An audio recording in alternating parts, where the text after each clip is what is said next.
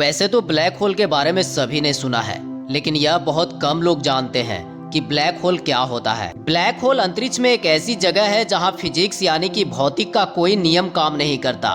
इसका अर्थ यह हुआ कि समय और स्थान का कोई मतलब नहीं है। जहां गुरुत्वाकर्षण और अंधकार है, इसका गुरुत्वाकर्षण इतना शक्तिशाली होता है जिसकी आप कल्पना भी नहीं कर सकते हैं। इसके खिंचाव में लाइट को भी एब्जॉर्ब करने की क्षमता है। मतलब यह कि जो ऑब्जेक्ट इसमें चला गया वह बाहर नहीं निकलेगा।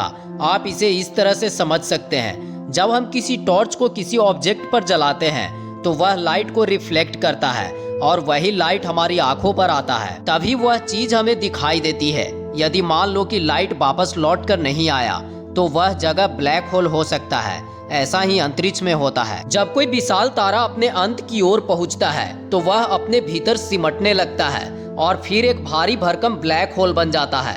और फिर उसकी गुरुत्वाकर्षण शक्ति इतनी बढ़ जाती है कि वह अपने प्रभाव क्षेत्र में आने वाले हर ग्रह को अपनी ओर खींच लेता है और अपनी ओर आने वाले हर चीज को निगलने लगता है। स्टीफन हॉकिंग के अनुसार इसके बाहरी हिस्से को इवेंट होराइजन कहते हैं। स्टीफन हॉकिंग की खोज के मुताबिक हॉकिंग रेडिएशन के चलते एक दिन ब्लैक होल पूरी तरह द्रव्यमान मुक्त होकर गायब हो जाता है। यदि आप किसी दूसरे ग्रह पर जीवन की तलाश में निकले हो या फिर अंतरिक्ष यान से बाहर निकले हो और तभी ब्लैक होल की चपेट में आ जाएं या उसमें गिर जाएं, इस कंडीशन में आपके साथ क्या होगा इसकी कई संभावनाएं हैं।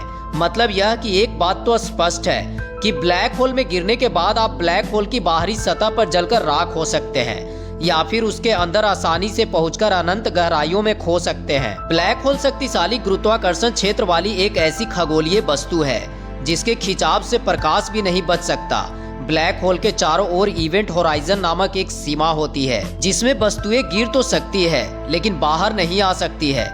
इसे ब्लैक होल इसलिए भी कहा जाता है क्योंकि यह अपने ऊपर पड़ने वाले सारे प्रकाश को अवशोषित कर लेता है। ब्लैक होल अन्य पदार्थों के साथ इंटरैक्शन के माध्यम से अपनी उपस्थिति प्रकट करता है। अक्सर ब्लैक होल का पता तारों के किसी समूह की गति से लगाया जा सकता है जो अंतरिक्ष के खाली दिखाई देने वाले एक हिस्से की परिक्रमा कर रहा होता है।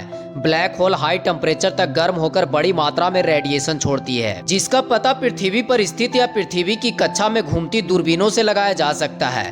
वैज्ञानिकों ने पता लगाया है कि हमारी गैलेक्सी और मिल्की वे के केंद्र में स्थित सैजिटेरियस नामक रेडियो सोर्स में एक विशालकाय ब्लैक होल स्थित है जिसका द्रव्यमान हमारे सूर्य के द्रव्यमान से 43 लाख गुना है। सैद्धांतिक रूप से किसी भी मात्रा का मैटर एक ब्लैक होल बन सकता है। हमारा मानना है कि लगभग प्रत्येक आकाश गंगा के बीच एक ब्लैक होल हो सकता है।